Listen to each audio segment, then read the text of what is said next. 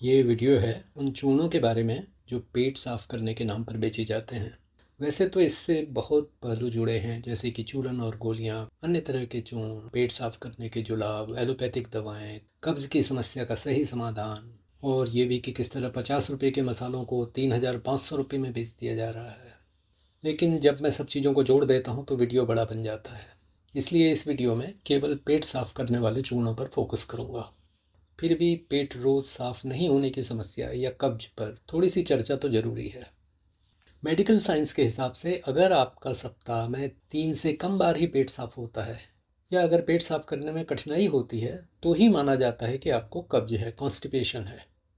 अगर आप रोज टॉयलेट नहीं जाते लेकिन स्वस्थ हैं, और जब आप मल विसर्जन करते हैं तो आपको तकलीफ नहीं होती, तो आप कॉन्स्टिपेशन के रोगी नहीं माने जाते। कई कारण होते हैं जिनकी वजह से या तो हमेशा या कभी कभी उसी समय पर हमारा पेट साफ नहीं होता। जैसे कि बचपन से ही कुछ लोगों को सुबह पाखाना करने की आदत नहीं बन पाती। जब आप गरिष्ठ भोजन करते हैं, समय पर भोजन नहीं कर पाते हैं, लंबी यात्रा में हैं, कोई ऐसी दवा ले रहे हैं जिससे पेट सूख जाता है, हम क्या भोजन करते हैं, कितना पानी पीते हैं, इन सब का बहुत असर पड़ता है पेट साफ होने पर, और इस पर कि हमें टॉयलेट में कितना समय लगता है। हमें बचपन में समझा दिया जाता है कि अगर रोज़ सुबह पेट साफ नहीं हुआ तो ये बहुत गलत बात है। वैद्य हकीमों की राय और पेट साफ करने वाली दवाएं बेचने वालों के विज्ञापनों से हमारा यह विश्वास और पक्का हो जाता है। जब ये बातें दिमाग में घर कर जाती हैं तो हमें एक दिन पाखाना ना हो या वो सख्त हो तो हमें लगने लगता है कि हमें थकान हो रही है, पेट में भारीपन महसूस होने लगता है, और किसी सीरियस काम में मन नहीं लगता। हर समय ध्यान पेट की तरफ जाता है। कब्ज कैसे ठीक किया जाए, इस पर कभी विस्तार से चर्चा करेंगे। यहाँ पर इतना बताना जरूरी था ताकि अगर आप खुद को बीमार मानकर पेट साफ करने के टोटके कर रहे हैं, या चूर्ण या गोलियां या दवाएं लगातार ले रहे हैं, तो एक बार इस पर पुनर्विचार कर लें। जो दो बातें जिनका जिक्र मैंने अभी किया, उनकी वजह से लोग पेट साफ करने वाले चूर्णों का बहुत अधिक और बेमतलब सेवन करते हैं। एक तो ये धारणा कि पेट रोज़ सुबह साफ नहीं हो रहा है तो मैं बीमार हूँ, और दूसरी ये कि अब मुझे थकान हो रही है, पेट भारी लग रहा है, वगैरह वगैरह। ऐसी धारणाओं को चूर्ण बेचने वाली कंपनियां विज्ञापनों से और भी पक्का कर देती हैं। मीडिया में इनके विज्ञापन ऐसा दर्शाने की कोशिश करते हैं कि अगर आप आज पाखाना नहीं गए हैं तो आप बीमार हैं, और इसकी वजह से आप ठीक से काम नहीं कर पा रहे। बड़ी चतुराई से विज्ञापन देखने वालों के दिमाग में ये डाल दिया जाता है कि आपको तंदुरुस्त और जोशीला बना रहना है, तो हमारे इस चूर्ण को या गोली को रोज़ ले लीजिए। कई वैद्य भी कब्ज को सब रोगों की जड़ बताते फिरते हैं, बिना ये बताए कि कभी कभी पेट सूख जाना या नित्य एक समय पर शौच न होना खुद में कब्ज नहीं होता। सोशल मीडिया वालों की तो मत पूछिए। किसी ने इसे राष्ट्रीय बीमारी का तमगा दे दिया, तो कोई एक कंपनी के चूर्ण को पकड़ लेता है और इसको कब्ज का शर्तिया इलाज बता देता है। अगर चल पड़ी तो इनमें से कुछ लोग अपना ही चूर्ण ईजाद करके बेचने लगते हैं।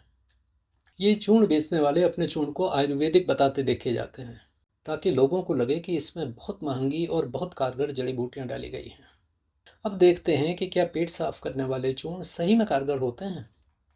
बाजार में जो चूर्ण कब्ज ठीक करने के नाम पर बेचे जाते हैं, उनमें से अधिकतर के बारे में यह कह दिया जाता है कि ये आयुर्वेदिक चूर्ण हैं। आयुर्वेद में कॉन्स्टिपेशन को न होने देने या उसे ठीक करने के कई उपचार हैं, लेकिन वो लगातार खाए जाने वाले चूर्ण नहीं होते। वो दवाएं होती हैं जिन्हें तभी लेना होता है जब वैद्य को इनकी ज़रूरत लगती है। इसलिए यह मत मानिए कि ये चूर्ण आयुर्वेदिक बताया गया है तो यह कारगर और अच्छा है और इसे लगातार लिया जा सकता है। हाँ, ये बात सही है कि कुछ प्राकृतिक जड़ी बूटियाँ, मसाले और लवण जो पेट को साफ रखने वाले चूर्णों में पड़ते हैं वो असरदार होते हैं। लेकिन जैसा आगे चर्चा करेंगे, अगर इन्हें अधिक और लगातार लेते रहें तो लाभ के बदले हानि उठानी पड़ सकती है। साथ ही ये भी जान लीजिए कि पेट तेज करने की दवा या चूर्ण, चाहे एलोपैथिक हो या प्राकृतिक, ये कब्ज का स्थायी समाधान नहीं होता। अगली बात यह आती है कि क्या ये चूर्ण सेफ हैं, और क्या इनके कोई साइड इफ़ेक्ट या लंबे नुकसान नहीं होते। ये बात कुछ हद तक सही है कि प्राकृतिक पदार्थ, उनमें से भी पौधों के पदार्थ, तेज एलोपैथिक दवाओं की तुलना में सेफ होते हैं, लेकिन हमेशा ऐसा हो ज़रूरी नहीं होता। चूंकि ये चूर्ण प्राकृतिक पदार्थों से बने हैं इसलिए सेफ हैं, ये मानना एक भूल है। जो ये पेट साफ करने वाले चूर्ण होते हैं उनमें एक या अधिक ऐसी चीज़ें पड़ी होती हैं जो आंतों को उत्तेजित करती हैं और आंतों में से गुजर रहे भोजन की गति तेज कर देती हैं। जब ऐसा होता है तो आंतों में सूजन आ सकती है, उनमें म्यूकस अधिक पैदा हो जाता है, आंतों की मसल्स में मरोड़ भी पैदा हो जाता है और वहाँ पल रहे लाभकारी बैक्टीरिया भी इससे प्रभावित होते हैं। जब आप ऐसे चूर्णों को खाते हैं तो मल पतला हो जाता है और जब आप उसे छोड़ देते हैं तो पेट सूखने लगता है, क्योंकि आंतें अब नॉर्मल काम नहीं कर पाती। यानी एक तरह से आंतों को इनकी आदत पड़ जाती है। आपको ये तो पता होगा ही कि जो भोजन हम खाते हैं उसका अधिकतर भाग छोटी आंत के अंत तक जाते जाते पच जाता है। जो अनपचा पदार्थ होता है वही मल की तरह बाहर आता है, लेकिन इससे पहले बड़ी आंत में इसमें से बहुत सारा पानी सोख लिया जाता है, जिससे शरीर में पानी और मिनरल्स का बैलेंस बना रहता है। पेट साफ करने वाले चूर्णों में ऐसी चीज़ें होती हैं जो भोजन से पानी सोखने की क्रिया को कम कर देती हैं। इससे शरीर में पानी की कमी हो सकती है, पेशाब कम आ सकती है और पानी और लवणों के बैलेंस से संबंधित विकृतियां पैदा हो सकती हैं। जो इन चूर्णों का आंतों पर एक्शन होता है उससे आंतें मिनरल्स और कई अन्य रसायनों को भोजन से लेकर खून में नहीं डाल पाती। साथ ही जब आंतों के अच्छे बैक्टीरिया डिस्टर्ब होते हैं, जो कई लाभकारी रसायन वो बनाते हैं, वो भी शरीर को नहीं मिलते। इस वजह से जो लोग बार बार पेट साफ करने वाले चूर्ण या दवाएं लेते हैं, उन्हें कुछ माइक्रोन्यूट्रिएंट्स की कमी होने की संभावना हो जाती है और पेट में नई तरह की गड़बड़ियाँ जैसे कि आईबीएस पैदा हो सकती हैं, जिनकी वजह से मल विसर्जन पर शरीर का पूरा कंट्रोल नहीं रहता। कुछ चूर्णों में एक या अधिक तरह के नमक मिले होते हैं जो खाना पचाने में मदद तो करते हैं, लेकिन अगर आपको ब्लड प्रेशर की शिकायत है तो ये उसे और भी बढ़ा सकते हैं। नमक की अधिकता से भी खून में इलेक्ट्रोलाइट बैलेंस बिगड़ जाता है, विशेषकर सोडियम और पोटेशियम के बीच का, जिससे चुपके चुपके कई अंदरूनी परेशानियां पैदा हो जाती हैं। बहुत सारे चूर्णों में तेज मसाले होते हैं जिनका तीखापन सौंफ, जीरा, मिश्री आदि से कम हो जाता है, इसलिए जीभ को पता नहीं लगता। लेकिन अगर इनका सेवन अधिक कर लिया जाए तो ये आमाशय को उत्तेजित करके अधिक एसिड या पाचक द्रव पैदा कर देते हैं, जिनसे पेट में अल्सर होने का खतरा बढ़ जाता है। ये तब और भी गंभीर हो जाता है जब पेट खट्टा होने की परेशानी हो या पेट में पहले से अल्सर पनप रहा हो। चूर्णों को लेने से इसलिए भी परहेज करना चाहिए क्योंकि इनके ऊपर कठोर नियंत्रण न होने की वजह से जो इनके फॉर्मूले पैकेट में लिखे होते हैं ये उनसे अलग भी हो सकते हैं। इनमें स्टैंडर्डाइजेशन तो नहीं के बराबर है। आप इनके इंग्रेडिएंट्स की थोड़ी गहराई से जांच करेंगे तो पाएंगे कि इनमें से अधिकतर में जो मसाले आदि पड़े होते हैं उनकी मात्रा या तो अंदाजे से, कॉमन सेंस से या स्वाद के हिसाब से तय कर ली जाती है। जबकि होता यह है कि बहुत सारे रसायन जो जड़ी बूटियों और मसालों में होते हैं वो या तो एक दूसरे के प्रभाव को बढ़ा देते हैं या कम कर देते हैं। अगर आपने मेरा हल्दी पर वीडियो देखा होगा तो आपको याद होगा कि हल्दी में काली मिर्च मिलाकर सेवन करने से उसका एक रसायन कुर्कुमिन, इसका प्रभाव कई गुना बढ़ जाता है और जब ये अधिक हो जाता है तो लाभ के बदले नुकसान कर देता है। त्रिफला जैसे स्टैंडर्ड माने जाने वाले आयुर्वेदिक चूर्ण में पड़ने वाले 3 फलों की मात्रा भी किसी कंपनी के फॉर्मूले में कुछ होती है और किसी में कुछ। प्राकृतिक दवाओं में सस्ते पदार्थों का उपयोग और मिलावट भी आम है।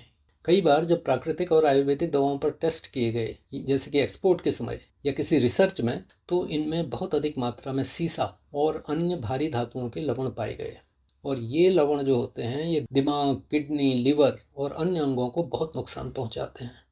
चूर्णों के साथ यह भी होता है कि ये सूखे पदार्थ होते हैं और खुले होते हैं, इसलिए इनमें हवा और नमी के चलते बहुत जल्दी कीटाणु और फफूंद पैदा हो जाते हैं जो सेहत के लिए हानिकारक होते हैं।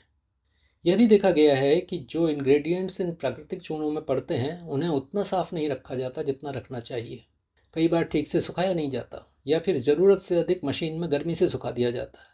इन्हें अधिकतर प्लास्टिक की शीशियों या जार में पैक किया जाता है जो अपने आप में सेहत के लिए ठीक नहीं होता। इन सब का निष्कर्ष ये रहा कि पेट साफ होने के समय या स्टूल की सख्ती में मामूली अंतर आ जाए तो इसकी वजह से खुद को दिमागी तौर पर बीमार नहीं कर लेना चाहिए। अगर खान पान सही हो, फाइबर युक्त खाना खाते हो, पानी सही मात्रा में लेते हो, एक्सरसाइज करते हो, फिर भी पेट सख्त रहता हो तो कभी कभार थोड़ी सी मात्रा में ये चूर्ण लिए भी जा सकते हैं, लेकिन लाभ होने के बाद इन्हें छोड़ देना चाहिए। अगर कोई गंभीर लक्षण पेट सख्त होने के साथ हो तो टेस्ट कराकर डॉक्टर की राय से दवा लेनी चाहिए और जब बीमारी ठीक हो जाए तो उस दवा को डॉक्टर की राय लेकर जितना हो सके उतना कम कर लेना चाहिए या छोड़ देना चाहिए। याद दिला दूं कि त्रिफला और इसबगोल की भूसी, इन पर मैंने 2 विस्तार में वीडियो बनाए हैं, चाहें तो इन्हें देख लें। अगर आपको कब्ज है तो पेट साफ करने वाले चूर्णों के बदले इन्हें लेंगे तो लाभ अधिक होंगे और हानि बहुत कम या बिल्कुल नहीं होगी। इनके लिंक मैंने नीचे डिस्क्रिप्शन में दिए हैं। आज की चर्चा में इतना ही। नमस्कार।